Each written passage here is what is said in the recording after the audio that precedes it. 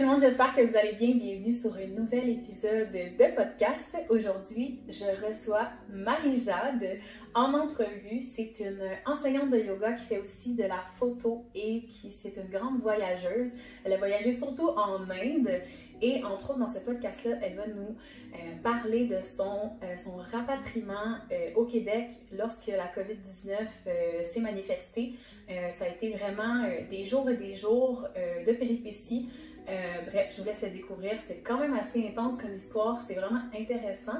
Je ne savais pas, mais il y a eu plus de entre 22 000 à 45 000 personnes qui ont dû être réapatriées en provenance de l'Inde pour s'en venir vers le Canada. Donc, c'est pas rien. Ça a été toute une saga de vivre tout ça. Donc, je vous laisse découvrir dans le podcast. On a entre autres parlé un peu de l'anorexie, du pardon, de l'impermanence et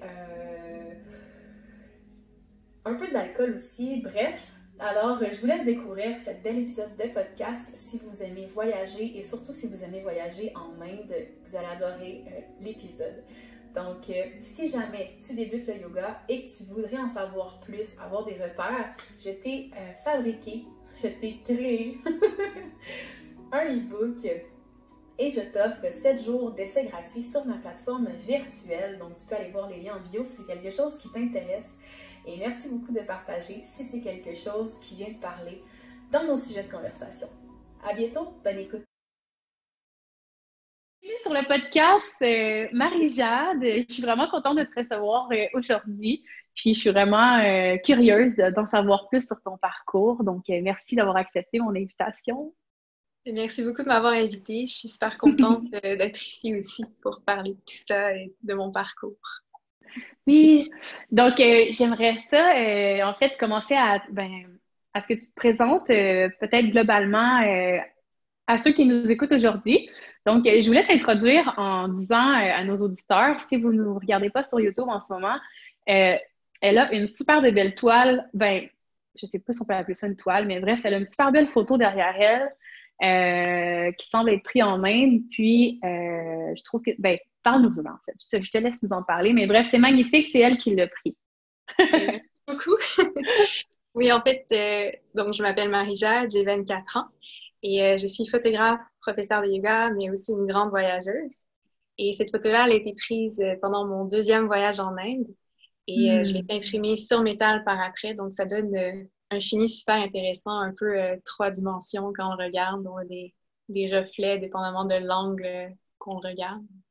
Wow! Je savais même pas qu'on pouvait faire imprimer ça sur d'autres matières comme ça. Oui, non, c'est super intéressant, les finis que ça donne.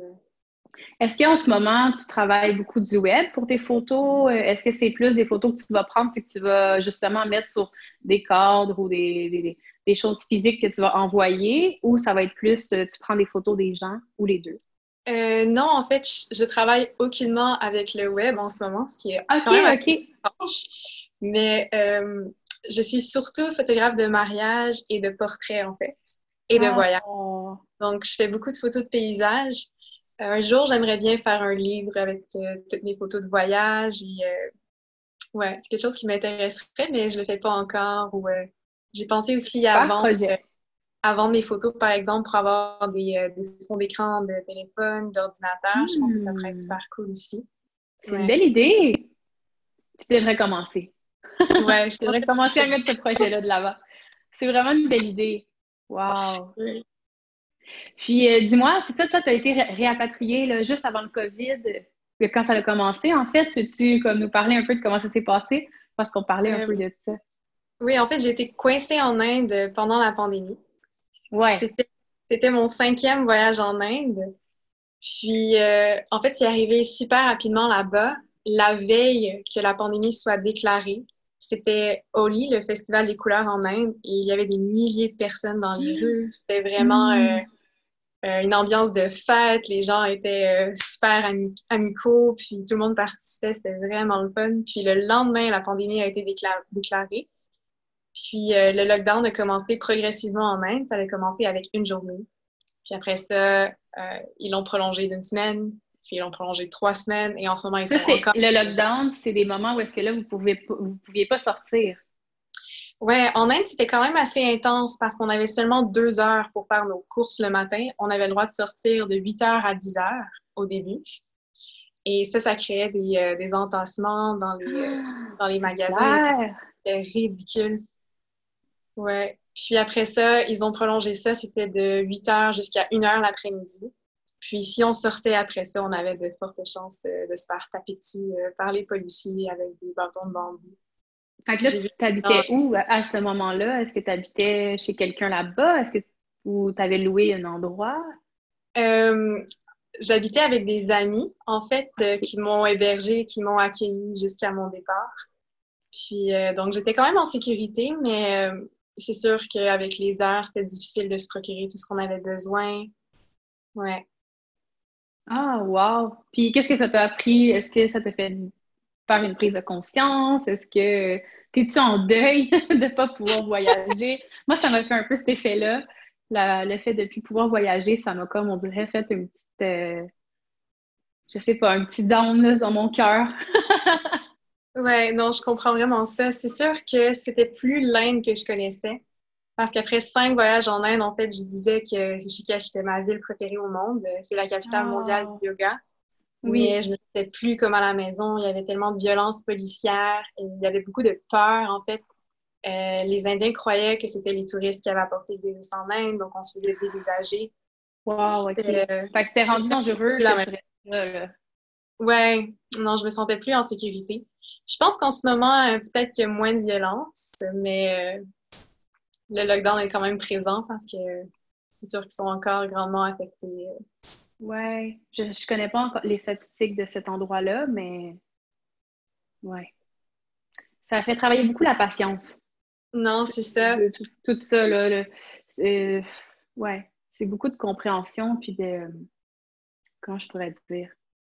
On dirait de compassion, tu sais, de comprendre chaque personne, comment ils vivent, que tout le monde le vit à sa façon, selon son histoire, sa réalité, puis ça l'amène beaucoup d'acceptation et d'ouverture face à, justement, des réalités différentes, là. Je trouve, bon, du moins, moi, c'est une des choses que ça m'apporte.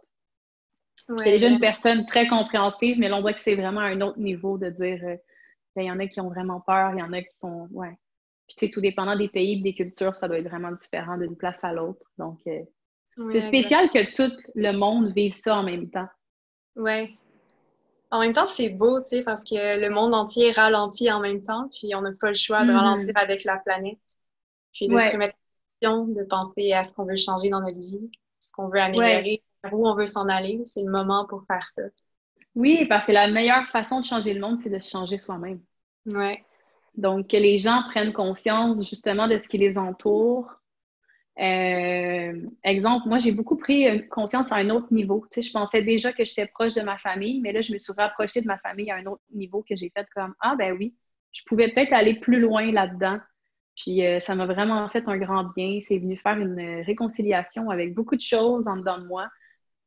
Tu sais, souvent, la famille, c'est relié à nos racines, à vraiment Ouais. des choses, croyances qui partent vraiment de la base du qui suis-je, là, tu sais, du chakra de la base. Donc, ouais, c'était vraiment, ça a été vraiment bénéfique sur ce côté-là pour moi. Toi, est-ce que tu as fait une prise de conscience quelconque depuis le COVID? Qu'est-ce que ça t'a amené comme. Ben c'est sûr que j'étais vraiment reconnaissante, en fait, de vivre tout ce que j'ai vécu. Je Ouais, crois sincèrement que je devais passer à travers tout ça et je suis vraiment, vraiment reconnaissante d'avoir vécu avec mes 2 amis qui m'ont accueillie à bras ouverts, qui ont pris soin de moi jusqu'à ce que je sois rapatriée. Puis, est-ce c'est que ça sûr a qu'on... été difficile de prendre un avion? Est-ce que tu as eu souvent des retards de vol, des remises, ou tu as Ouais, vraiment. OK. honnêtement, ça a été un processus horrible et inhumain. Sérieusement? Ah ouais? Ouais, ouais, avec l'ambassade canadienne, en fait, on était entre 22 000 et 40 000 Canadiens coincés en Inde. Ah! Tant que ça! Mhm, Oh mon Dieu, je pensais pas qu'il y aurait autant de touristes. 20 000 à 40 000 personnes. mhm. Mais ici aussi des résidents permanents qui étaient coincés là, qui voulaient retourner au Canada. Mais on est OK. entre 22 000 et 40 000. Puis habituellement, comment ça fonctionne? Ils envoient un courriel au milieu de la nuit avec un code pour réserver ton billet d'avion, par exemple avec Air Canada. Puis nous, on s'est fait dire qu'on allait recevoir un code. Pendant 9 jours, 9 nuits, On s'était fait dire de mettre une alarme sonore sur nos courriels. On n'a jamais reçu le code parce qu'on était vraiment faux. Puis, ils nous avaient dit qu'en fait, habituellement, en 30 minutes, tous les billets sont partis. Oh, wow! En sachant qu'on était entre 22 000 et 40 000, c'est sûr que ça a ajouté un stress. Donc, à toutes les nuits, à chaque fois que je recevais un courriel, je me réveillais, je regardais, mais c'était jamais ça. Ensuite, on a reçu un Google Form pour remplir nos informations de passeport et tout ça. Ça avait pas l'air très sécuritaire et en fait, ça disait que Google pouvait comme garder nos informations et tout ça. Puis c'était quand même des informations de passeport et tout. Puis, on nous a dit qu'on allait recevoir un appel pour réserver notre billet. On n'a jamais reçu d'appel. Bref, ça a été un processus très long, très compliqué. Finalement, mon 5e vol a été le bon. Puis, est-ce que ça t'a coûté énormément de sous, tout ça? Est-ce que tu as été capable de t'en sortir? Oui, en fait, j'ai l'impression qu'ailleurs dans le monde, les prix avaient assez de l'allure. C'était les prix généraux, je dirais, des pays dans lesquels les gens se trouvaient. Mais nous, ils nous ont chargé 3 100 $ pour le vol de retour. Oh mon Dieu! Ouais. Puis avec Parce le que COVID, tu penses-tu qu'ils ont profité de la situation ou c'est juste... Ouais. Je sais pas. Peut-être que c'était le fait qu'ils soient revirés de bord, peut-être le fait qu'il y avait plus de vols, plus de gestion. Je sais pas à quel point que ça leur a augmenté leur coût à eux aussi. c'est sûr que certaines personnes disaient qu'ils devaient faire venir les avions vides pour qu'ils puissent partir et que ça coûtait vraiment des sommes importantes. Mais par contre, c'est pas ça qu'ils ont fait. On a dû prendre un vol avec Air India jusqu'en Angleterre. Puis ensuite prendre un vol Air Canada de l'Angleterre jusqu'à Toronto et ensuite un vol de Toronto jusqu'à Montréal. Ça dure combien de temps tout ça revenir? 45 heures, je pense. Oh mon Dieu! Wow! Puis on attendait notre bus de rapatriement, puis en fait, notre bus a eu 4 heures de retard. Parce qu'il y avait tellement de barrages policiers partout entre les régions de l'Inde qu'il fallait des documents pour pouvoir circuler. Et l'autobus n'arrivait pas à avoir les papiers pour qu'on puisse traverser ces zones-là. Donc, il a été coincé pendant 4 heures. Ouais, donc ça, c'était le début de notre rapatriement. Oh mon Dieu! Puis comment tu as vécu ça? Est-ce que ça t'a fait vivre de la peur? Est-ce que ça t'a fait voir à quel point tu étais patiente, résiliente? Je sais pas. À ce moment-là, je voyageais avec une autre Québécoise, en fait, puis elle me disait je vais y croire quand je serai dans l'avion, tu sais. C'est le 5e vol. C'est ça, mais quand même, je dirais que je l'ai bien vécu. J'ai quand même connecté avec tous les gens qui étaient là. C'était tellement des belles personnes, puis on a passé des beaux moments. Puis encore, comme je disais plus tôt, j'ai vraiment l'impression que je devais vivre tout ce que j'ai vécu, puis ça en fait partie. Là. Ouais. Ouais. Puis depuis que tu es revenue, qu'est-ce que tu fais? Qu'est-ce que tu passes tes journées à faire quoi? Est-ce que tu t'es retrouvé un boulot? As-tu recommencé à enseigner le yoga? Oui, en ce moment, je donne 3 cours par semaine. C'est sûr que la COVID, j'ai perdu la moitié de mes cours cet été. Actuellement, je suis photographe de mariage l'été aussi. Cette année, il n'y a pas vraiment de saison de mariage non plus. Donc, je prends du temps pour moi, je médite à tous les jours, je fais ma pratique. Puis, je me recentre. C'est sûr que les premiers mois ont vraiment pas été faciles, honnêtement, mais en prenant le temps, puis en faisant ce qu'il faut pour s'aider, ouais, ça va mieux. D'ailleurs, ça ressemble à quoi ta routine matinale? Est-ce que tu as une routine fixe ou c'est aléatoire? Tu y vas selon tes envies? Avant, c'était plutôt aléatoire, mais depuis que je suis revenue, j'avais vraiment besoin d'une routine fixe, je dirais. Donc, quand je me réveille le matin, je fais des rituels ayurvédiques. Je fais du oil pulling avec de l'huile de coco. Qu'est-ce que c'est C'est quoi? En fait, tu prends une cuillère, une demi-cuillère d'huile de coco. Ouais. C'est comme un automassage? Non. Tu le mets dans ta bouche, en fait. Mm-hmm. Puis, tu fais comme un rince-bouche, mais tu bouges en oui. Puis, en fait, c'est super bon pour enlever toutes les bactéries que tu as à l'intérieur de la bouche, tout ce qu'il y a eu pendant la nuit, par exemple. Ouais. Puis, tu fais ça de 5 à 20 minutes. Puis, OK, quand même, 20 minutes, c'est intense, là. Mais c'est super bon pour le système immunitaire, c'est super bon pour la digestion.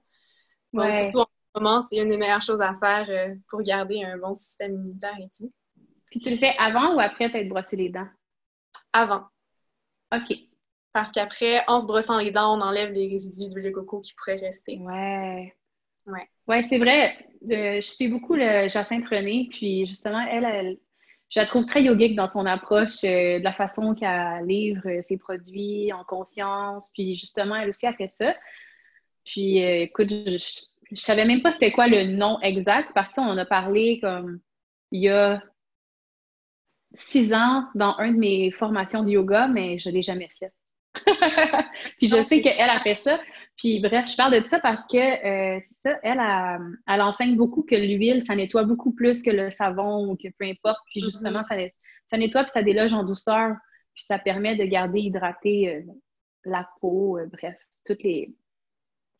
toutes. Parce que même dans la pâte à dents, si on prend pas une pâte à dents naturelle, puis là, je parle par expérience parce que j'ai étudié en hygiène dentaire, c'est que l'agent moussant, c'est vraiment quand même un peu abrasif. C'est pas super bon.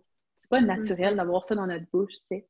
Je Non, comprends l'action mécanique du fait que la bactérie va être prise dans la petite bulle de savon que ça crée, puis ensuite, quand on va rincer, ça va partir, mais ouais, l'huile, il paraît que c'est vraiment mieux. Ah, ben c'est cool. Fait que tu commences par ça, puis après.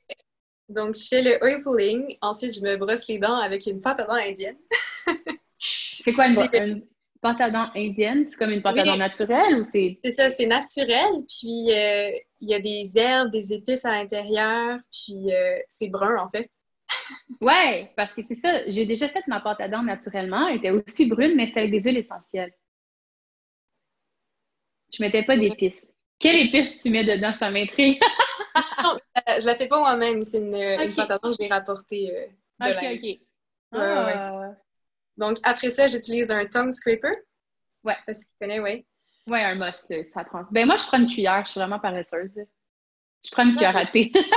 Ouais, fonctionner aussi. ouais, Donc, pour bien, c'est un gratte-langue, en fait, pour bien enlever tous les ouais. résidus, les bactéries qui pourraient rester. Ensuite, je pratique la méditation Vipassana. Je pensais que tu allais dire que tu faisais ton truc nasal aussi. Non. Je le fais pas tous les jours. Ouais. Quand je sens que j'en ai besoin, je le fais aussi. Mhm. Ouais. Donc, je pratique la méditation Vipassana. Ensuite, je fais ma pratique de yoga. Ensuite, je prends un bon repas. Puis, ah non, en fait, pendant ma pratique, je vais souvent me prendre un thé. En fait, je me fais de l'eau chaude et à l'intérieur, je mets du jus de citron, comme du jus d'un demi-citron. J'ajoute Mhm. du curcuma, de la cannelle, du poivre, parce qu'en fait, le curcuma et le poivre, c'est super bon pour les allergies. Et il y a un OK. moment, quand je suis revenue, j'ai commencé à éternuer vraiment comme si j'avais des allergies, mais j'ai pas d'allergie connue. Je sais pas si c'était les bourgeons peut-être qui sortaient ou quelque chose comme ça. Ouais, Puis peut-être. ça m'a vraiment aidé à, à ne plus avoir cet effet-là, en fait. Hmm. Donc, c'est mon petit thé matinal aux épices que je prends pendant ma pratique. Fait que tu t'es vraiment imprégné avec tous tes voyages en Inde de cette tradition-là, mais encore Ouais, plus fortement. C'est vraiment ouais. beau. Est-ce que tu as Non, eu des maîtres là-bas pendant tes voyages? Est-ce que tu as rencontré des personnes qui t'ont vraiment guidé? Tu sais, je sais que tu as fait ta formation là-bas, mais par la suite, est-ce que ça s'est... euh, ça, j'ai fait 2 formations en Inde. Je suis allée à OK. la même école, donc j'avais certains des mêmes professeurs qui étaient là. C'est Mhm. sûr qu'il y a des professeurs qui ont vraiment résonné avec moi. C'est des personnes que j'admire vraiment, puis leurs Est-ce que enseignements. c'est seulement en anglais ou tu dois apprendre quand même un peu la langue de là-bas? C'était en anglais, mais Ouais. après 5 voyages, c'est sûr que j'apprends le hindi. Je parle pas couramment hindi quand même pas, mais je connais quelques mots, quelques termes, je peux me débrouiller un petit peu. Mais je sens que c'est important, surtout après 5 voyages. Oui. Ouais. Est-ce que c'est compliqué? Oui, quand même. Ça ressemble vraiment à aucune autre langue que je connais. OK. Par Wow, exemple, je trouve. Ouais, bonjour, vas-y. comment ça va? On dirait Namaskar, Adkesehu. Wow! Ouais. Mais c'est beau, par exemple, j'aime ça. Ouais. Ah, je te trouve bonne. Je te trouve courageuse d'oser apprendre une langue complètement différente. Ouais. Mais je trouve que c'est important de montrer que c'est sûr que la culture me parle aussi. Puis Ouais. J'ai des amis indiens aussi, donc c'est sûr que je leur demande de m'apprendre et tout.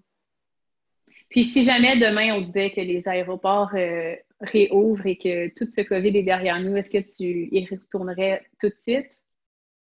Non. Non, hein? Je pense que la situation est quand même encore assez intense en Inde. Puis je sens que j'ai besoin d'un peu de stabilité aussi parce que l'an passé, j'ai voyagé pendant 10 mois aussi.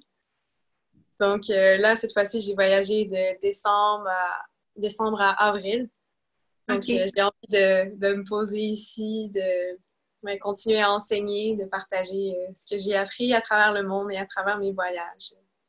Ouais. Hmm. Et puis, j'aimerais ça connaître un peu ton histoire, du sens. Qu'est-ce qui t'a donné envie de devenir prof de yoga? Tu sais, c'est quoi comme la toi d'avant, après ça, qui se dit, il arrive un événement, OK, je veux devenir enseignante, puis le après. Ça a été quoi comme la transformation, l'évolution qui s'est faite? En fait, j'ai découvert le yoga quand j'avais 16 ans. Et je crois vraiment que le yoga m'a sauvée. Parce qu'en fait, On dit tout ça, c'est vraiment drôle. On est tous comme le yoga m'a transformé à jamais. en fait j'avais des troubles alimentaires. Wow. J'étais anorexique et boulimique. Puis, en OK. découvrant le yoga, ça m'a appris à créer cet espace où je suis libre, où je me permets de ressentir tout ce que j'ai besoin de ressentir. Ça m'a aidé aussi à sentir mon corps, à l'accepter comme il était. Puis, 3 Est-ce ans que tu plus tard, crois que quelqu'un de boulimique et d'anorexique, c'est quelqu'un qui est déconnecté de son corps? Ou qui est trop contrôlant de son corps, peut-être? je dirais qu'on a une réalité difformée, plutôt. OK. Ouais, parce qu'on voit pas, comme l'image qui reflète, c'est pas ce qu'on est. On voit pas la même chose dans le miroir que ce que les autres voient nous, par exemple. Ouais. Je comprends. Donc, 3 ans plus tard, ça me faisait tellement de bien. En fait, ah oui, je me souviens, c'était au mois de janvier. J'ai senti comme un appel, je sais pas comment expliquer ça, mais je sentais que je devais aller en Inde faire ma formation. Puis, j'avais jamais vraiment voyagé seule avant. En fait, j'avais voyagé seule une fois quand j'avais 16 ans. J'ai fait un emploi été échange étudiant à Winnipeg.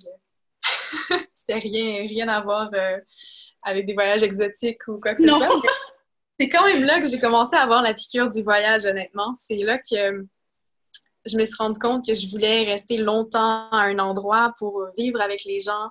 J'apprenais l'anglais, une deuxième langue aussi. C'était mon premier Mhm. emploi. Je travaillais comme dans un camp de jour avec les enfants. Puis c'était vraiment une belle expérience, honnêtement, même si c'était seulement à Winnipeg, vraiment. Euh, Bref, c'est ça, j'ai senti l'appel et je sentais que je devais aller en Inde. Donc, 6 mois plus tard, je suis allée, toute seule. J'avais 19 ans. Pendant un Comment mois. tes parents ont réagi? Est-ce qu'ils étaient inquiets? Mais toi, qu'est-ce qui a fait que tu es allée seule? Je trouve ça cool. Moi, en tout cas, à 19 ans, je n'étais vraiment pas rendue là. J'aurais voulu quelqu'un avec moi. Surtout qu'on est des Mhm. femmes. Fait qu'il y avait beaucoup de peur inculquée dans ma façon d'avoir été élevée. Être une Ouais. fille, c'est dangereux, se promène toute seule puis qu'il fait noir. Fait que, tu sais, en Inde, il faut encore plus se couvrir. Euh, Est-ce que tu t'es informée avant ou t'as juste fait ça va bien aller? C'est sûr que ça me faisait peur, mais en même temps, je sentais que je devais le faire. Je sentais que je devais me pousser, sortir de ma zone de confort. Puis aussi, je partais seulement un mois et tout le long de mon voyage, j'allais rester à l'école de yoga. Parce qu'il y a Puis, une formation de 30 jours, c'est ça? ouais, c'était un OK. intensif 200 heures sur 30 jours. Ouais, Puis eux, ils envoyaient un taxi me chercher à l'aéroport de Delhi. Donc, c'était quand même sécuritaire comme premier voyage, mais c'est sûr que j'avais peur avec toutes les histoires que j'entendais de l'Inde, mais je sentais vraiment un appel à l'intérieur de moi. Puis, je l'ai suivi, j'ai foncé. Puis, 3 ans plus tard, je suis retournée. Ah, en fait, tout le long de mon premier training, j'étais super malade. c'est vrai. Oui, je suis allée au mois de juillet. Et ça, c'est le temps de la mousson. C'est en français, c'est comme ça qu'on dit. La moisson. La moisson. Ben, je crois. Je sais pas. C'est quoi, en fait? Monsoon. En fait, c'est les pluies vraiment importantes. C'est la saison des pluies en Inde, en fait. OK. Donc, juin, juillet, il faisait 45 degrés Celsius environ avec l'humidex. Puis 45-50. Donc, à tous les jours, c'était comme faire du yoga chaud. Puis... Et vous en faisiez 2 cours par jour, probablement, le matin et l'après-midi? Ouais. Mais nos cours... je me souviens plus, le premier training, on commençait à quelle heure? Mais le deuxième, c'était de 6 h le matin à 9 h le soir. Ouais. Hein? De 6 h le matin à 9 h le soir? Ouais, c'est sûr qu'on avait des pauses dans la journée. Oui. Parce que j'ai fait mon cours, j'ai fait une de mes formations au Shivananda à Valmorin, mais je sais qu'ils en ont un peu partout des ashrams. Puis je pense que ils ont un peu pris justement l'horaire traditionnel de l'Inde, parce que ça a été, les centres Shivananda, ça a été fait, conçu, créé, je sais pas, fondé par quelqu'un qui venait de l'Inde, justement. Donc, je pense que ça ressemble un peu, tu sais, on se levait à 6 h avec la cloche. Après, il y avait la méditation de 30 minutes, le satsang. Après ça, 2 heures de yoga, déjeuner. C'est un peu ça. Après ça, on avait des études. C'est semblable, mais il y a quand même des différences. OK. Comme on avait un cours de méditation de 1 heure ou 1 heure et demie. Ensuite, on avait le thé. Puis ensuite, on avait un cours de yoga de 1 heure et demie. Ensuite, on avait le déjeuner. Donc, c'était plus comme ça. Mais je dirais que mon corps a vraiment eu de la difficulté à s'adapter pendant mon premier voyage. Ouais, mon estomac, ça allait pas. Là. Tout le long de mon voyage, vraiment, j'étais super malade. Mon corps était vraiment, vraiment déshydraté. Puis en plus, eux, ils nous disent, en tout cas, je sais pas si c'était comme ça, mais tu sais, on dit que le corps nous parle, donc si on est en train de vivre un changement, c'est normal que le corps réagisse.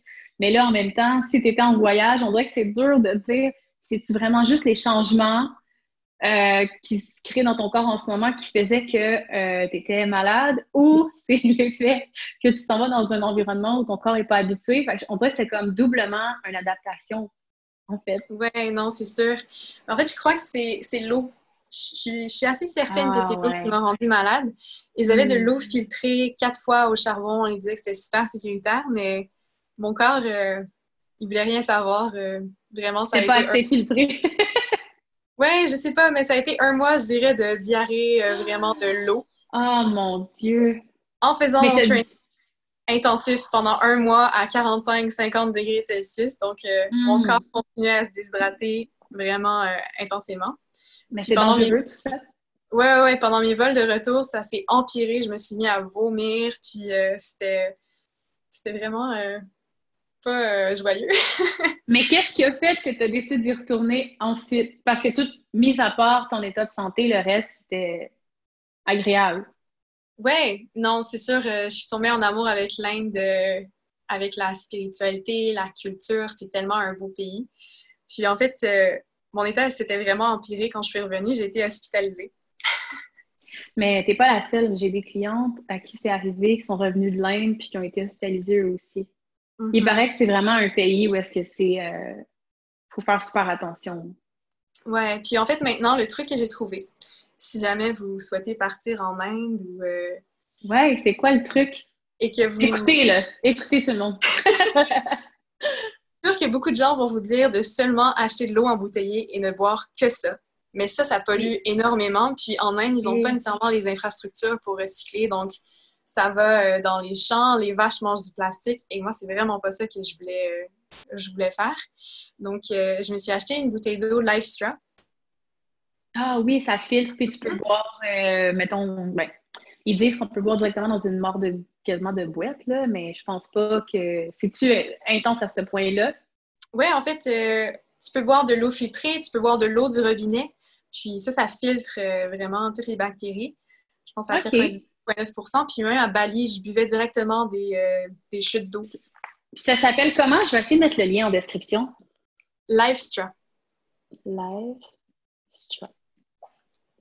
Je vais essayer de le trouver sur Internet, puis je vais vous mettre le lien en barre de description de la vidéo ou du podcast, donc vous irez voir. Donc, pour moi, ça a fait une grande différence à travers tous mes voyages. L'année passée, pendant 10 mois, je n'utilisais que ça. Puis c'est une façon aussi de beaucoup moins polluer en n'achetant pas de bouteille d'eau et en n'étant pas malade. Je n'ai jamais été malade après en buvant avec. Wow! Ben, je suis contente que tu en parles parce que j'avais vu une bouteille d'eau passer il y a 2-3 mois de ça sur le web. Puis je me disais, ça marche-tu vraiment? On dirait que j'étais sceptique. Ouais, Fait que je tu te recommande confirmes, fortement. tant Ouais. mieux. Ah, c'est le fun. Donc, ça a été quoi, après ton hospitalisation? Ça a duré combien de temps, ton hospitalisation? C'est ça, en fait, quand je suis revenue ici, ça s'est empiré, j'étais super faible, j'arrivais pas à manger, mon corps ne retenait plus aucun liquide. Oh my God. Puis c'était horrible, en fait, parce que j'ai dû attendre 14 heures à l'urgence, assise sur une chaise, avant de voir un seul médecin. Puis ils m'avaient fait des prises de sang, ils ont fait des tests, ils n'ont jamais trouvé ce que j'avais. Puis finalement, après 14 heures, le médecin m'a dit « Ah, écoute, t'es déshydraté au 2e degré, on va te garder toute la nuit avec soluté intraveineux, antibiotiques. On sait pas ce que t'as, puis demain, si ça va mieux, on va peut-être te laisser partir. » Donc, le lendemain, après avoir eu le soluté, en fait, ils n'arrivaient pas à trouver ma veine dans mon bras tellement j'étais déshydratée. Ils ont dû me piquer sur la main pour me réhydrater. Puis, ouais, le lendemain, ils m'ont laissé partir, mais ça m'a pris un mois à m'en remettre. Pendant un mois, j'arrivais à rien faire. Je pouvais même pas prendre mon ordinateur, écrire, ça m'étourdissait. J'étais juste clouée au lit, puis c'était repos complet pendant un mois. Mais ça m'a pas empêché de retourner en Inde 5 fois. Aïe, aïe. Fait que ça, c'était à 19 ans. Ouais, Donc, tu habitais encore chez tes parents? ouais, OK. Fait au moins, tu avais un soutien. Tu n'étais ouais, pas toute seule, tu ne devais pas payer un loyer. Tu sais, au moins, tu avais comme quelque chose, quelqu'un pour te soutenir là-dedans. ouais. Cool. Puis, OK, ça a été quoi? Ça a été quoi le toi d'avant, puis le toi après, un coup que tu as commencé vraiment à intégrer le yoga dans ton quotidien? Exemple, dans l'année qui a suivi, est-ce que tu as vu une différence dans ton C'est sûr, comportement, tes choix, ta façon de voir la vie? c'est sûr que ça m'a vraiment aidé à m'accepter comme j'étais. Ouais. Puis, Parce qu'à ce moment-là, est-ce que tu étais encore est-ce que tu étais encore dans une difficulté alimentaire lorsque tu es revenu de l'Inde et que tu as eu ce mois-là de convalescence? ah non, à ce moment-là, c'était vraiment quand j'avais 16 ans, mon trouble alimentaire. OK, parfait. Puis, ça m'a vraiment aidé à passer à travers, puis tout ça. Donc, c'est sûr qu'avant, je dirais que j'avais pas vraiment confiance en moi. J'avais peur de parler, de m'affirmer. Puis, je dirais que le yoga, ça m'a vraiment aidé à trouver ma voie aussi. Hmm. Je pense que les gens dans ma famille ont vu une grande différence aussi de la façon que je m'exprime. Le Hmm. yoga, ça m'a vraiment beaucoup aidé à ce niveau-là. Euh, Parce qu'on va se le dire, c'est quand même challengeant au début, tu sais. On veut être enseignant de yoga parce qu'on tombe en amour avec la pratique, la philosophie, bref, tout ce tout-là. Mais il y a beaucoup d'enseignantes à qui je parle en entrevue qui me disent mon plus gros challenge, ça a été de m'exprimer. Puis tu vois, ça me rejoint aussi parce que moi, avant, jamais j'étais capable de m'exprimer devant une foule. Puis c'est quand même ouais, impressionnant. Fait qu'on n'a comme pas le choix sur le tas d'apprendre à s'exprimer, d'apprendre à oser parler devant un groupe, mais aussi de bien articuler, de bien expliquer les choses. Donc, c'est beaucoup à assimiler. Puis ça, ils nous font pas de briefing là-dessus quand ils nous enseignent la non, formation. Pas vraiment. Ils sont comme, je bon, suis... let's go, allez-y, donnez un cours, puis voici vos cobayes, let's go. Là, c'est comme, oh Ah mon ouais. Dieu, oh mon Dieu.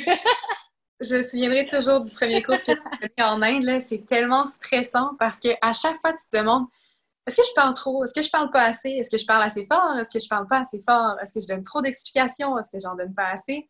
Comme c'est Mhm. fou tout ce qui se passe dans ta tête le premier cours que t'en fais. Puis en plus, Puis au c'est pas dans ta final, langue originale. Toi, t'enseignes non, en c'est ça. anglais. C'était en anglais. Ouais. Puis à 19 ans, mon anglais était pas parfait non plus. Tu sais. Mais ouais, au fur et à mesure qu'on enseigne, on prend de l'assurance, je pense. Puis on laisse aller aussi. C'est beaucoup de laisser aller. Puis de Mhm. s'écouter, de suivre notre intuition. Ouais. Oui, mais je trouve ça beau qu'il, tu sais, d'un sens, pourquoi ils nous briefent pas, là, je pense. C'est que aussi, on aurait beau se préparer pendant 1000 ans, c'est dans l'action que ça se passe puis qu'on évolue, tu sais. Mhm. On est venu être des humains, fait qu'on est venu incarner dans l'action. Fait que de Ouais. se pitcher comme ça puis d'oser faire l'action de donner le cours, mais c'est juste comme ça qu'on peut devenir meilleur. Puis vraiment intégrer le fait d'enseigner devant un groupe, tu sais. Ouais, je pense que c'est en le faisant qu'on développe encore plus l'enseignement et non pas Ouais, juste absolument. en sachant la théorie. Ouais, ça permet vraiment de l'intégrer. Ouais, Hmm. le mettre en pratique, c'est vraiment une grosse différence. Ouais. Donc, OK. Donc là, attends, je vais essayer qu'on revienne à nos moutons. Alors, c'est ça. Tu viens de finir d'être hospitalisé. Puis là, toute l'année qui a suivi, là, tu apprends à plus t'exprimer, à plus trouver ta voix. Les gens autour de toi le voient. Est-ce que ça fait des changements dans ta réalité? J'imagine que tu commences à enseigner dans des centres. En fait, ma première expérience d'enseignement, c'était en Inde. C'était pendant OK. mon deuxième voyage en Inde. C'était dans les îles OK. Andaman. Pardon, dans Donc, quoi? dans les îles Andaman. OK. Je sais pas. Je sais Puis, pas si. c'est entre l'Inde et la Thaïlande, mais ça fait partie de l'Inde. OK. Puis c'était une petite île dans toutes les îles. Puis c'était tellement le fun parce que tout le monde se connaît là. Comme quand je suis arrivée, tout le Wow. monde savait que j'étais la nouvelle professeure de yoga de l'île. Comme tellement que Oh! tout le monde se connaît. Moi, j'étais genre, mon Dieu, comme c'est fou. Donc, tu as fait ton voyage en ayant déjà le contrat d'aller enseigner. Est-ce que c'était en échange d'être hébergé et nourri? Ouais. OK. À ce moment-là, l'échange, je crois que j'avais un hébergement d'inclus. La nourriture n'était pas inclue, mais j'avais un certain pourcentage des ventes. Donc, Ah, c'est c'est le un peu comme fun. voyager Ouais. gratuitement. C'est vraiment comme un échange, en fait. Puis, Ouais. c'est pour avoir de l'expérience aussi. Mais c'est une belle façon de voyager, c'est clair. Vraiment. Ouais, moi aussi, j'ai Mhm. fait ça un peu. Pas en Inde, là, par exemple. Mais, c'est le fun. Puis, la toi de 19 ans quand tu as commencé, puis la toi de maintenant que tu as 24. 24. Ouais. Ça a été quoi, mettons, deux deux ou trois grandes prises de conscience que tu as faites tout au long de ton parcours, que tu je Hmm. sais pas.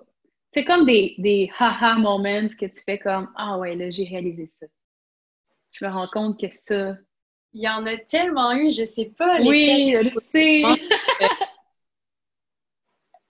Ben, je sais pas, peut-être ceux qui sont le plus près de toi aujourd'hui, comme les dernières prises de conscience que tu as fait récemment. Euh, mais je dirais qu'en gros, dans mon cheminement, il y a la méditation Vipassana qui m'a vraiment aidée aussi. Hmm. En fait, j'ai fait 3 cours de méditation Vipassana de 10 jours. T'es allé 3 fois, ok, ouais. Ouais, donc c'est 10 jours de silence complet avec aucun contact, on regarde personne dans les yeux, c'est Ouais. 10 jours d'introspection. Puis ça m'a vraiment aidé. Mon, Ma première fois, mon premier cours a vraiment me pardonné Hmm. par rapport au mal que je me faisais avant, Ouais. mais aussi pardonner à ceux qui m'ont fait du mal ou vraiment ce que je faisais en sachant ce que je savais à ce moment-là. Ouais. Puis ça m'a vraiment aidé à cheminer, à C'est retrouver fou, la hein? lumière, ouais. À partir du moment où on comprend que c'est pas oui, c'est à l'autre qu'il faut pardonner, mais que c'est surtout à soi-même, souvent, qu'il faut se pardonner d'avoir accepté des choses ou avoir fait des choses ou avoir pensé des choses de soi-même ou de soi envers quelqu'un d'autre. C'est ça le plus gros pardon. C'est là que ça vient, on dirait, libérer la Ouais. fond de la racine. Ouais. Puis justement, la méditation Vipassana, en fait, la plus grande prise de conscience, ça doit être ça doit être l'impermanence. Hmm. This will also change. Encore plus depuis l'histoire du rapatriement, là. Ça, c'est sûr que ça te Mhm. l'a fait vivre. Ouais. Puis je Ouais, pense qu'on est tous en train, un peu d'accueillir ça. mhm. L'impermanence, l'adaptabilité, le fait justement de compter sur soi et non sur l'extérieur. Que peu importe Ouais. ce qui arrive, on va toujours avoir la bonne idée au bon moment si on est prêt. Puis, tu vois, moi, dans la dernière année, une des prises de conscience que j'ai fait, on dirait que ça montre, c'est que le yoga, en fait, ça me permet de toujours être prête. Peu importe ce qui arrive, en fait, à un moment donné, je me demandais, OK, mais ça me sert à quoi de faire mes postures, là? Honnêtement, je pourrais juste enseigner la philosophie. Moi, c'est ce qui me parle le plus. Qu'est-ce qui est philosophie, prendre un Mhm. moment pour soi, mettre en conscience. Puis, tu sais, le côté postural, on dirait que c'est pas mon préféré, tu sais. Souvent, si j'ai le choix, je vais être comme, ah, je le crois pas aujourd'hui. Mais en fait, c'est que je me dis, mais en fait, le fait de faire, exemple, si on revient aux 5 fondements du yoga, mais le fait de mettre les 5 fondements du yoga dans ma semaine, dans ma vie, dans mon quotidien. Ça fait que je suis toujours prête, peu importe l'idée que je vais recevoir. Fait que ça va faire que je vais être encore plus dans le moment présent parce que lorsque je vais recevoir l'idée, je pourrais pas dire ah, ben mon corps est pas prêt parce que là, je suis ankylosée, je prends pas soin de moi, puis je suis ralentie parce que j'ai une maladie, parce que j'ai développé, je sais pas, quelque chose du fait que je prends pas soin de moi ou que je mange pas bien ou que, tu sais, mettons, je viens de manger, je sais pas, une grosse poutine avec un steak, chose que je mange pas, du steak, des fois de la poutine, mais c'est très rare. Puis là, on me dit, ouais, est-ce que tu veux venir enseigner un cours? Mais là, je serais pas prête. Je serais pas prête à faire l'action. Donc, je trouve que d'appliquer le yoga au quotidien, ça fait qu'on est toujours prête à faire ce qu'il faut quand ça se présente. On est toutes là. On est comme un soldat. Je suis prête à vivre mon présent, ma vie. Emmenez-moi ce que j'ai à faire, tu sais. Ouais, ça a été comme ma grosse prise de conscience de la dernière année. Ouais, mais c'est ça, c'est vraiment accueillir la réalité telle qu'elle est, pas comme on aimerait qu'on soit, en sachant que ça va changer. Parce qu'en fait, l'impermanence, le changement, c'est la seule chose qu'on est certain dans la vie. Il n'y a rien qui est permanent. Tout change constamment. Le changement, c'est la stabilité, en fait.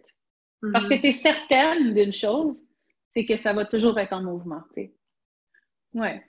Mais même le corps, tu sais, quand on y pense, même le corps, son but ultime, c'est toujours de revenir à son homéostasie, tu sais, à son équilibre.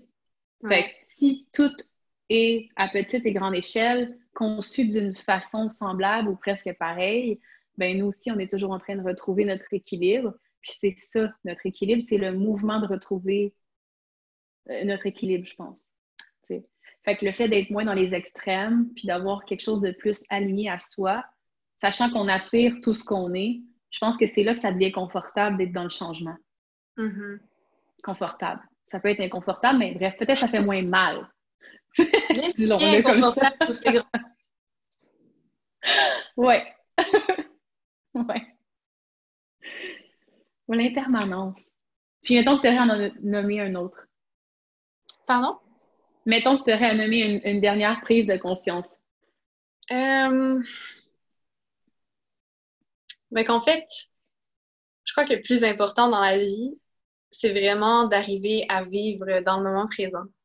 Ouais. Parce que, en fait, en vivant dans le passé, si on vit dans le passé ou dans le futur, on va vivre une vie douloureuse. Mais si on arrive à vraiment être dans le moment présent, puis à le vivre, c'est vraiment comme ça qu'on va pouvoir être épanoui. Parce qu'en fait, le passé, c'est passé, on peut rien y changer. Le futur, c'est pas encore là. Exact. Donc, c'est vraiment d'arriver à lâcher prise. Puis en même temps, si on est dans le futur, on repasse à mon passé en se disant « Ah, j'aurais dû mieux vivre à ce moment-là » ou plus être présent. Et on peut avoir des regrets. Donc, c'est pour ça qu'il faut être présent à chaque moment avec ce qui se présente à nous, justement, puis l'accepter comme c'est. Oui, puis ça se ramène à ta première prise de conscience que tu parlais du pardon. Oui. Puis c'est drôle, quand justement j'étais dans ma deuxième formation en tant qu'enseignante, je sais pas, je voulais commencer à écrire des blogs, chose que j'ai jamais vraiment fait. Puis je voulais écrire sur le moment présent, puis il m'est monté une information, puis ça disait « Observe le mot présent ». Si tu enlèves le P de présent, ça fait récent. OK, ça fait récent. Mal écrit, mais ça fait récent. Donc, je me suis dit, OK, fait que pour être dans le présent, en fait, j'ai seulement à ressentir. Puis c'est ça, mon présent, mon cadeau. C'est de ressentir ce que je vis. Ouais. Je suis ici pour ça, c'est en une fait. autre prise de conscience. En fait, que vraiment, pour pouvoir guérir, il faut se permettre de ressentir. Exactement. Parce que si on s'empêche de ressentir, si on est dans le déni, qu'on garde des choses emmagasinées à l'intérieur de nous, c'est là que ça crée des problèmes de santé, des douleurs physiques. Ouais. Et en accueillant tout ça, en se permettant de ressentir tout ça, c'est comme ça qu'on peut arriver à guérir. Ouais. Est-ce que tu écoutes des fois des documentaires sur Netflix? Oui. Parce que j'ai commencé hier, ben, j'ai juste écouté les premières minutes, mais j'ai tellement hâte de l'écouter. C'est sûr que ce soir, j'écoute ça. Ça s'appelle Hill. Je savais que tu parlais de celui-là. Pour vrai, ben oui, parce que, écoute, je sais pas, je me suis dit, tant qu'à écouter la télé, je vais écouter quelque chose pour je sais, pour pas perdre mon temps. Ouais, moi aussi, j'ai l'impression que les documentaires chose que je peux écouter qui m'apporte réellement quelque chose. Et ce documentaire-là, je le conseille à tout le monde. C'est tellement un beau Wow! documentaire, tellement Je puissant. l'ai juste commencé, puis juste de voir les invités qu'il y a dedans, puis Ouais. commencer à encore, parce que j'avais déjà lu beaucoup d'ouvrages comment il s'appelle le docteur, mon Dieu, attends. Oh, je pense que j'ai oublié son nom. Hmm. J'ai aucune idée c'est quoi le nom. J'ai 3 livres de lui. Attends, j'en ai-tu un qui traîne à côte proche? Hmm. Est-ce que c'est Dr. Wayne Dyer? Non? Non, c'est pas Wayne Dyer. C'est Dispenza. Ouais, je connais pas. Joe Dispenza. Non? Ah, j'ai déjà entendu Euh, le nom, je crois. il raconte au début du documentaire que lui, en fait, il y avait, je crois qu'il faisait de la course ou du vélo, puis il s'est fait percuter par un camion, puis il y a eu 6 vertèbres qui se sont déplacées, bref, puis il était gravement, gravement atteint, puis on lui a dit que jamais il ne remarcherait. Et il a donc décidé de euh, entraîner son corps à croire d'être convaincu qu'il était capable par lui-même d'aller guérir ses vertèbres. Puis quand j'ai vu ça, puis tu sais, je l'ai lu dans son livre, j'ai lu 2 de ses livres, tu sais, des fois on lit et on fait waouh, tu sais, c'est tellement. Puis depuis ce temps-là, je guide d'une autre façon mes méditations puis mes choses avec mes groupes, mais là, d'écouter son histoire vraiment plus profondément, puis là, tu sais, mettre des images, on dirait que j'ai comme catché à un autre niveau, j'ai fait à quel point le corps est puissant. Ouais. Le À corps a quel vraiment point le pouvoir de se guérir, vraiment. incroyable. Mais en même temps, tu sais, on dirait que sur le web, je fais beaucoup attention de ne pas utiliser le mot guérison, médecine, toutes ces choses-là parce que on dirait qu'on peut se faire taper ses doigts, tu sais. On dirait que c'est une peur que j'ai de dire j'enseigne la guérison du corps et de l'esprit. On dirait que je me sens pas encore assez légitime pour mettre ça de l'avant parce que j'ai peur que quelqu'un, je sais pas, tu sais, haut placé. Il y a tout le temps on entend plein de choses, là, des plaintes des gens qui ont décidé d'utiliser le mot santé ou guérison ou médecin, mais finalement, il y avait comme une petite donnée qui n'était pas correcte dans la façon de le formuler. J'ai pas envie de. Fait que j'essaie toujours de trouver d'autres choses, d'autres mots, d'autres façons de le nommer. Ouais. Mais bref, j'ai bien hâte de terminer ce documentaire. Ouais, vraiment un beau documentaire, je recommande à tout le monde. Oui. Donc, en ce moment, ça, c'est une des dernières questions. Il y a beaucoup de gens qui m'ont dit lorsque je leur ai expliqué que j'allais faire un podcast avec seulement les enseignantes de yoga. Je me suis fait dire ah, c'est le fun, ça va un peu nous montrer que vous êtes des humains normaux. Parce qu'il y a beaucoup de gens qui pensent qu'on fait juste ça, être en conscience, puis juste, on fait rien d'autre. Mais, exemple, ce serait quoi une des choses vraiment non yogiques que tu fais? T'sais? Je sais pas, tu utilises-tu le micro-ondes? Est-ce que tu manges la poutine, toi aussi, des fois? Ou tu sais, comme, c'est quoi des choses que tu fais? Je n'utilise pas le micro-ondes. Ouais, je pense qu'on est tous un peu non, anti-micro-ondes, mais bon. Mais je sais pas, c'est une bonne question. Je dirais qu'avant, j'avais plus de difficultés à trouver l'équilibre parce que, tu sais, en voyageant, des fois, tu rencontres des gens, puis il y a des ambiances de fête et tout. Oui! C'est de retourner à cet équilibre-là. Mais maintenant, j'ai vraiment cet équilibre-là. En fait, j'ai décidé d'éliminer l'alcool de ma vie. Complètement. Ouais, je sentais que ça m'apportait rien, puis je me sentais comme malade le lendemain après avoir bu. Je sentais que mon corps me disait que c'était pas bon. Puis justement, j'ai décidé d'écouter mon corps. Et ouais, mais en ce moment, C'est drôle parce que c'est une prise de conscience qui revient souvent. ouais, Oui, vraiment. Quand on se met dans le yoga, l'alcool, le côté de party devient tout autre. c'est juste ça résonne plus avec moi. Ouais. Puis, comment dire ça? Non, c'est ça. En ce moment, en étant en semi-confinement, en ayant mon horaire T'es vraiment plus vraiment restreint, strict dans tes choses. je dirais que c'est vraiment une partie peut-être plus yogique de ma vie, mais c'est sûr que j'ai eu des moments Ouais. moins équilibrés. Mais en ce moment, je tends plus vers l'équilibre, je dirais. Ouais. Qu'est-ce que Ouais. tu fais, mettons, quand tu dis je suis moins équilibrée, c'est comme, tu t'imagines faire quoi? Ben, c'est plus comme par exemple par avant, des fois j'allais célébrer avec des amis ou des trucs comme ça. Ah, OK. Bon, Ouais. c'est pas si pire. Comme tout le monde, un humain normal. Ouais. Comme tu vois, il y a quelqu'un qui disait, ouais, mais moi, des fois, là, je m'assois puis j'écoute des séries juste pour écouter des séries, là. Là, Ah j'étais non, comme, mais ouais. c'est vrai que ça aussi, on a tous des journées où on a besoin d'écouter notre corps, de Ouais. s'écouter. Oui. Faut s'écouter. Ça aussi, je Mhm. le fais parfois. J'écoute des films aussi. Ouais, ben je trouve que ça inspire. Des fois, tu peux écouter un film puis tu fais, ah, ça me parle, on dirait exactement que c'est ce film-là qu'il fallait que j'écoute. Il y a Ouais, non, comme, il y a une idée qui part, ben, des fois, ça me fait ça m'inspire, puis là, je pars dans un projet, puis je suis comme, waouh, tu sais. mhm. Ouais. Ah, Par rapport à l'alcool, je sais pas, on dirait que c'est quelque chose qui a vraiment été normalisé dans la société. Euh, exactement. Comme j'essayais de reconnecter avec des amis, puis tout ce qu'on se dit, c'est «Ah, il faudrait aller prendre un verre». Exactement. Mais comment on en est arrivé à ce moment-là, à ce niveau-là, où c'est comme ça qu'on est sociable en prenant un verre? Pourquoi on n'irait pas Ouais. dans la nature parler? Hmm. C'est vraiment les prises de conscience que j'ai eues dernièrement. Puis, ouais, voilà. J'aime ça parce que c'est récurrent dans toutes mes entrevues jusqu'à maintenant. C'est un sujet qui revient, qui revient, qui revient.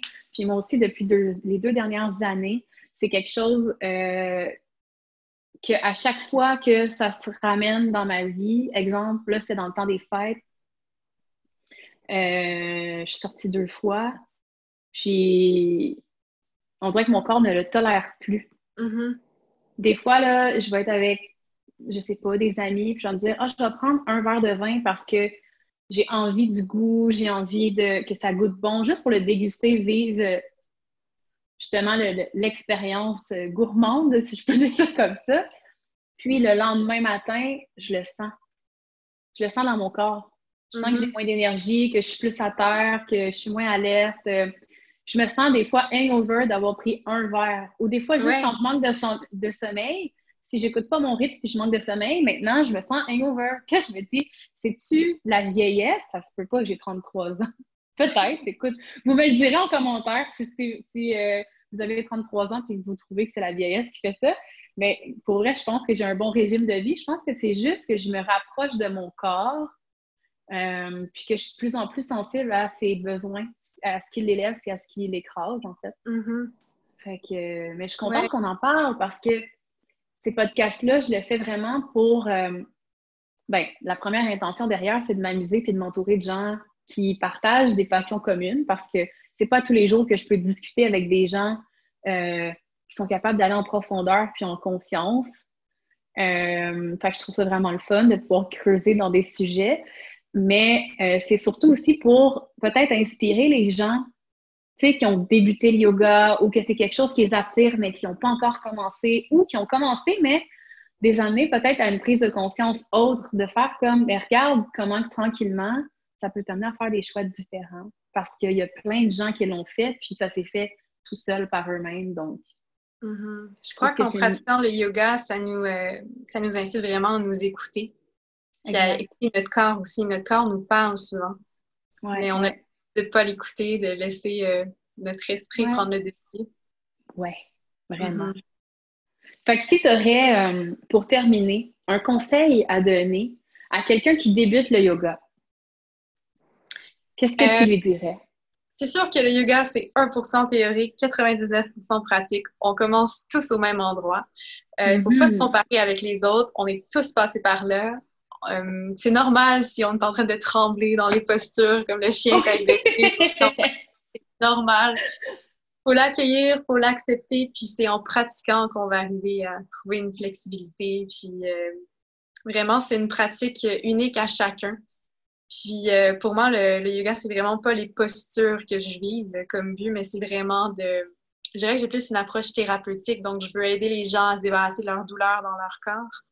Je veux les aider à se reconnecter avec eux-mêmes, à apprendre à s'écouter, justement. Donc, Hmm. Est-ce que des fois tu te sens légitime ou des fois ça t'arrive de te sentir imposteur quand tu dis aux gens je vais vous aider à éliminer les douleurs dans votre corps? Tu vois, on dirait que moi, des fois, ça bloque, puis je me dis, mais je suis qui, moi, pour leur dire ça? Peut-être que je réussirai pas. Peut-être qu'ils vont s'attendre à un résultat que je serai pas capable de leur donner. Donc, on dirait que j'ose pas dire ça. Ouais, je commence chacun de mes cours avec aucune attente, puis OK. je donne vraiment mon cours avec ce qui vient dans le moment. Mais par exemple, hier soir, Exact. j'ai une élève qui est arrivée, elle avait le dos barré, Mhm. puis elle est repartie à la fin du cours, elle arrivait à marcher droit, elle en Mhm. revenait pas, puis elle avait juste une minime douleur. Fait que Ouais. c'est vraiment comme la partie thérapeutique du yoga avec les Ouais. postures, la respiration, tout ça qui peut nous Ouais. aider. Mais je pense pas que, tu sais, je sais pas Je de veux vendre dire, mes ça, formations, tu ça te va sens tout bien, bien. Ouais, mais c'est ça, ouais. ça peut Faut mettre un grandement, bémol. c'est ça, Mhm. ça peut grandement aider les douleurs qu'on a parce que, Je pense que je le dirais plus comme ça. mhm, Ça pourrait grandement favoriser la guérison de vos maux. ouais, Ouais. Mais moi aussi, c'est souvent le dos et les genoux que j'ai le plus de retours, que les gens font comme, oh mon Dieu, mon dos, je suis arrivée, j'avais mal, je suis repartie, j'ai plus mal. Ou les genoux. Ouais, étrangement. Puis tu sais, mhm, souvent, on peut penser à tort que si la personne a mal aux genoux, elle ne pourra pas faire beaucoup de posture, mais ça y va en respectant sa limite, puis vraiment en y allant à son rythme. Ça se peut que, en tout cas, moi, je trouve que les retours que j'ai sont très positifs. ouais, C'est vraiment le fun. Hey, mhm. merci pour ta présence. C'était tellement intéressant. J'ai vraiment hâte de partager ça. Donc, pour l'instant, je ne sais pas si ça va toujours être comme ça, mais pour l'instant, je les partage tous les mardis à midi et quart. Midi 15. Midi et quart, c'est très québécois. Midi 15 sur ma chaîne YouTube et en diffusion audio, en podcast.